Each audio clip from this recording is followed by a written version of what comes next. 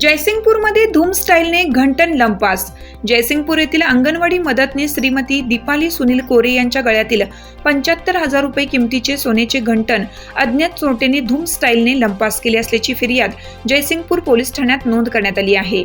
याबाबत अधिक माहिती अशी की शाहूनगर येथील श्रीमती दीपाली कोरे या शुक्रवारी दुपारी 3:15 सुमारास संभाजीपूर ते शाहूनगर रस्त्यावरून चालत जात असताना त्या महावीर चौकातील शाळा नंबर 9 येथे आल्या असता एका लाल रंगाच्या शाईन मोटरसायकलवरून हेल्मेट घातलेल्या अज्ञात इसमाने कोरे यांच्या गळ्यातील 75,000 रुपये किमतीचे फॅन्सी चेन घंटन हिसडा मारून लंपास केला. याबाबत फिर्याद श्रीमती कोरे यांनी जयसिंगपूर पोलीस ठाण्यात दिली असून सहाय्यक पोलीस निरीक्षक कदम हे अधिक तपास करीत आहेत. हिरकणी न्यूज करिता शिरोळ तालुका प्रतिनिधी रघुनाथ कांबळे.